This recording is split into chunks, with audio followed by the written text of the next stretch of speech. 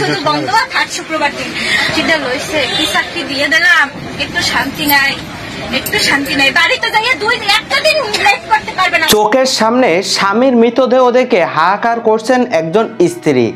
যেখানে জীবিকার তাগিদে ঔষধ কোম্পানি চাকরি করত স্বামী, সেখানে ম্যানেজারের অমানবিক নির্যাতনে যেভাবে সেই স্বামীর মৃত্যু, সেই স্ত্রী যে নাকি সেই স্বামীর মৃতদেহ চোখের সামনে রেখে হাহাকার করছে, এমনকি বর্ণনা প্রদান করছে কিভাবে প্রতিনিয়ত যেভাবে তাকে নির্যাতন করা হতো। সেই শিক্ষিত বেকারদের নিয়ে প্রতিনিয়ত খেলা, এমনকি নির্যাতনের মাধ্যমে তাদের যেভাবে প্রতিনিয়ত নির্যাতিত করা হয়।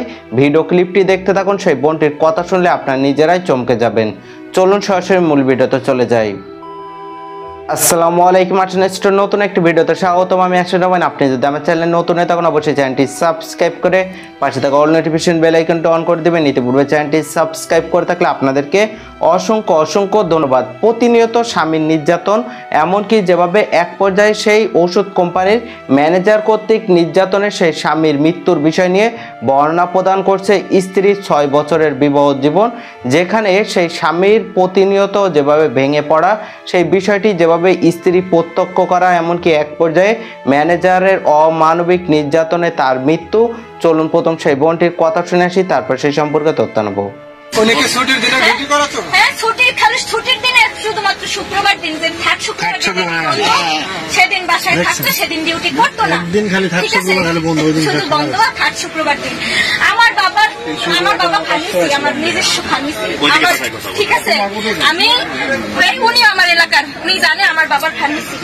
ওনার আমার ফার্মেসিতে আমার হাজার বলতে গেলেন লোক আসে ফার্মেসির কোম্পানি।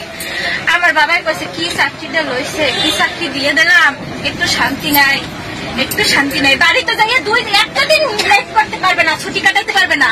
5 দিনের ছুটি যাই 6 দিনে কাটাইতে পারবে না। ফোনের পর ফোন কেন 5 দিন কইছে মানে 5 দিন। তারপর ঈদে গেছে বৃহস্পতিবার দিন। আমি কই আমাদের ভিতরে নিয়ম কানুন পালে চৈত্র মাস, বৃহস্পতিবার দিন আমি গেছি। আমি 1 মাস বাড়িয়েছিলাম না, আমার সংসারে কিছু নাই, চাল নাই ডাল নাই, খাওয়ার কিছু নাই। 1 মাস খাইয়া না খাইয়া এখন ওনার কাজ করছে। 1 মাস না খাইয়া আমার বাবার টাকা পাঠাইতে, আমার শ্বশুরের টাকা পাঠাইতে, 500-1000 টাকা হাইতে খাইয়া লইয়া করছে উনি। উনি 2-3 মাস উনি গাড়ি আটকাই রাখছে। কিসের ভিত্তিতে?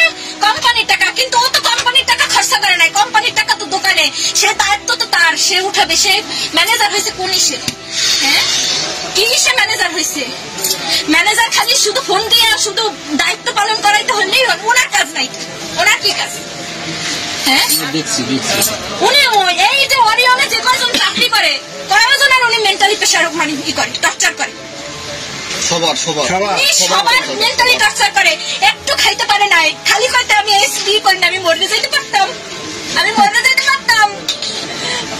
আবার বসের নাম বলেন তো, আবার বলেন তো বসের নাম বলেন, সুন্দর বলেন, ওইদিকে তাকাই বলেন।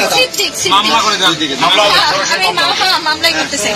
আমার হাজবেন্ড মাস্কে যদি আমার হাজবেন্ডের অবস্থা আর আমার অবস্থা ওই চাই ওরিয়ন ফার্মার এই সিটি আমরা আপনার পাশে আছি, আপনি যে কোনো স্টেপ নেবেন আমরা আপনার পাশে আছি।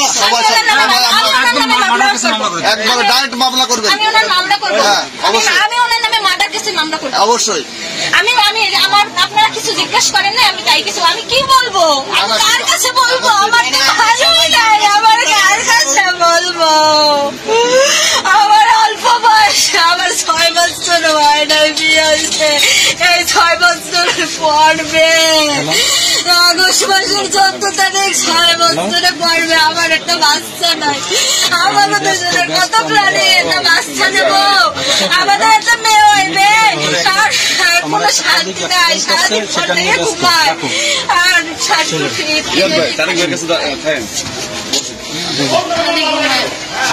আমি বেটায় ফোন দিচ্ছি, রাখো। উনি খালি ঘুমায়, উনি খালি টাকা দেয়। এখন দেন, এখন জানান আমার রাহুলের আসে আপনি কোন জায়গা পাঠান। বাংলাদেশ একটি ছোট দেশ হলেও সেখানে শিক্ষিত বেকার